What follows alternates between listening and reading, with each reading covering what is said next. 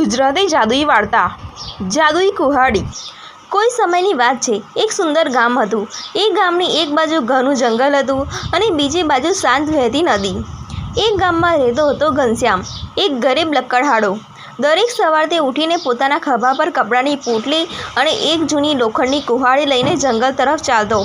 ઘનશ્યામ ખૂબ સાદા જીવનમાં વિશ્વાસ રાખતો હતો। ન ફાટફાટ કપડાં, ન ઘમંડ, એના શબ્દમાં માળિન્ય ન હતું, ન નેત્રોમાં લાલચ। ગામના બધા એને સાચો માણસ કહેતા। એક દિવસ ઘનશ્યામ પોતાનું નિત્યનું કામ કરવા નીકળ્યો। તડકું તીખું હતું।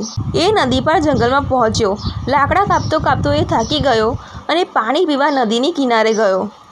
નદીનો કિનારો પથ્થરોથી ભરેલો હતો। એ પાણી તરફ વળ્યો ત્યારે છેકથી એની કુલાડી હાથમાંથી સરકી ગઈ અને છપાક અવાજ સાથે નદીમાં પડી ગઈ। ઘનશ્યામ હકબક્કો રહી ગયો। એ તો એની એકમાત્ર કમાણીનું સાધન હતું। હવે શું કરવું? એ પાણીની કિનારે બેઠો અને હથેળી પર માથું મૂકીને રડવા લાગ્યો। એ સમયે જ પાણીમાંથી એક અજાણી પ્રભામય નારી બહાર આવી। ભીના વાળ, પાણી જેવી પારદર્શક આંખો અને ચમકતા વસ્ત્રોમાં લપેટાયેલી સ્ત્રી એ હતી જલદેવી। જલદેવી બોલી, માનવ શેના માટે રડી રહ્યો છે? ઘનશ્યામ ઊભો થયો અને નમ્રતા સાથે કહ્યું, હે દેવી, મારી કુલાડી નદીમાં પડી ગઈ છે। એ વિના હું લાકડા કાપી શકતો નથી। એ મારું ધંધાનું એકમાત્ર સાધન છે। દેવી થોડું મહાસી પછી કહ્યું, હું તને મદદ કરીશ, તું ઈમાનદારીથી જવાબ આપજે। જલદેવી પહેલી વખત પાણીમાં ડૂબકી માર્યા પછી બહાર લાવી એક સોનાની ચમકતી કુલાડી। એ પૂછે છે, શું આ તારી છે? ઘનશ્યામ બોલ્યો, ના દેવી, આ તો મારી નથી, મારી તો લોખંડની છે। પછી દેવી બીજી વાર પાણીમાં ઉતરી અને લાવી ચાંદીની કુલાડી। પછી ફરી પૂછ્યું, આ તારી છે? ઘનશ્યામે ફરી કહ્યું, ના દેવી, મારી તો એ જૂની લોખંડની કુલાડી છે। જલદેવી ત્રીજી વાર પાણીમાં ગઈ અને લાવી લોખંડની જૂની કુલાડી।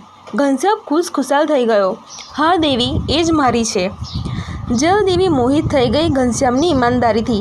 એ બોલી, તારા જેવા માનવ ઓછા હોય છે। તું સાચું બોલ્યો અને લોભ ન કર્યો, એટલે હું તને ત્રણેય કુલાડી આપી રહી છું, સોનાની, ચાંદીની અને તારી લોખંડની પણ। ઘનશ્યામ આશ્ચર્યથી જોઈ રહ્યો હતો। એ ત્રણેય કુલાડીને લઈને દેવીને વંદન કરીને ઘરે પાછો પરત ફર્યો। ગામમાં એક લાલચી માણસ હતો, લાલુ। એને ખબર પડી કે ઘનશ્યામને જલદેવીએ 3 કુલાડીઓ આપી ગઈ છે। લાલુએ નક્કી કર્યું કે એ પણ નદીમાં કુલાડી ફેંકી દે અને જલદેવીને બટકાવે। એ નદીના કિનારે ગયો। જોતજોતામાં એની કુલાડી ઝાઝી નદીમાં ફેંકી દીધી। પછી ઊભો રહી રડવાનું ઢોંગ કરતો રહ્યો। જલદેવી આવી અને પહેલાં લાવી સોનાની કુલાડી। શું આ તારી છે? લાલુ તત્કાલ બોલ્યો, હા હા, એ જ મારી છે।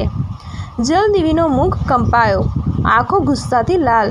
તું લોભી છે, ખોટું બોલ્યો। હવે તું તારી લોખંડની કુલાડી પણ ગુમાવીશ। દેવી ગુસ્સે થઈને પાણીમાં વળી ગઈ।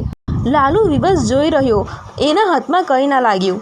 ઘનશ્યામ સમૃદ્ધ થયો। એને પોતાનું ઘરમાં થોડું સુધાર્યું, પોતાના જવાનું કપડાં સાફ સુથરા કર્યા, પણ માનવતાની સેવા ન છોડી। ગામમાં એક વિશ્વાસ ભંડાર શરૂ કર્યો। ત્યાં ગરીબોને મફતમાં સાધન અપાતા। બાળકો માટે સ્કૂલ શરૂ કરી। બીજા લકડહાડાઓ માટે કુહાડી ભેટમાં આપતો।